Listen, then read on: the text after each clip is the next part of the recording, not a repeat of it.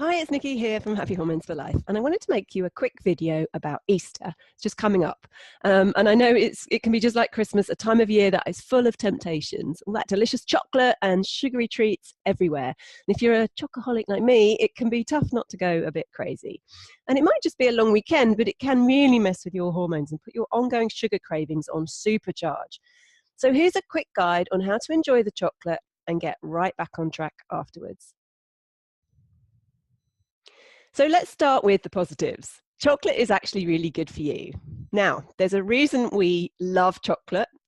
It's good for our hearts. Several studies have shown that it can lower blood pressure, dilate blood vessels, reduce bad LDL cholesterol, and increase your good cholesterol. It makes us happy. So it can reduce anxiety, help with the mood, increase endorphins, your feel-good hormones. It's good for your brain. It's been shown to stimulate the formation of new brain cells, helping with memory and concentration. It's good for your skin. The antioxidants in cocoa can really help protect against aging and improve skin health. It's good for stress. Funny how we crave chocolate when we're stressed. Now, it could be because it's been shown to reduce our stress hormones. And weight loss, really? Well, one study found that an association between higher chocolate consumption and lower central fatness in adolescents. And it could be due to its effect on insulin regulation. But these benefits are limited to dark and raw chocolate due to their high cocoa content. Many of the studies used around 40 grams per day, which is around the same as just under half a bar of green and blacks. So there are, luckily, increasing numbers of darker chocolate Easter eggs around now. You've got green and blacks, you've got Lindt do a dark one. There's brands like Montezuma and Divine, and they all do dark varieties. So if you can make some healthier choices this Easter, then you are going to be limiting the damage and maybe even upping your antioxidants. But if your chocolate selection is a bit more like this, that's okay, but we've got a bit of damage limitation to do.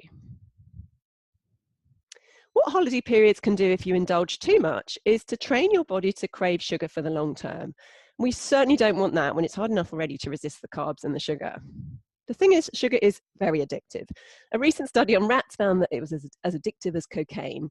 The one theory is that sugar can stimulate the same area of the brain associated with addiction, increasing your feel-good hormones like serotonin and dopamine.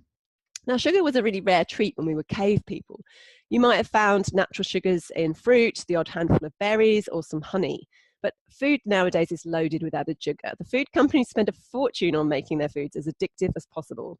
So if you are used to sugary snacks, you're going to crave more. They're giving you a high, which is really hard to resist.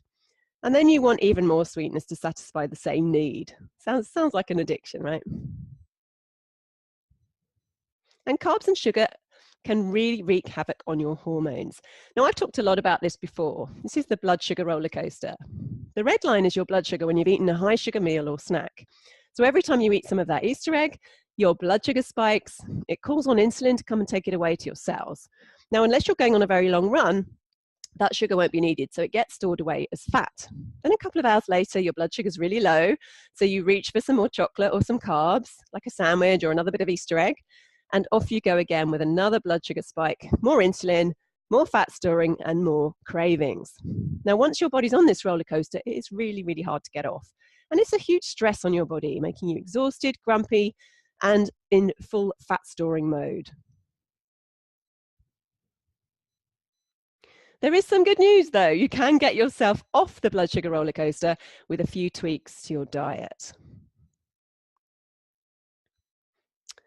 So, damage mitigation, what should we be doing? Well, a protein shake for breakfast really helps. It helps to balance your blood sugar from the get-go. So, something like a protein shake, or you could have eggs or natural yogurt with some seeds and nuts. And doing that will just help sustain your energy levels and keep your blood sugar nice and stable.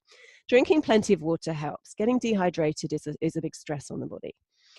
Load up on vegetables between your Easter treats, and that way you know you're going to get lots of nutrients in. Quality over quantity. Like I said, the darker the chocolate, the better. Slow down and chew. When you slow down and eat your food a bit more mindfully and chew properly, it helps with your digestion.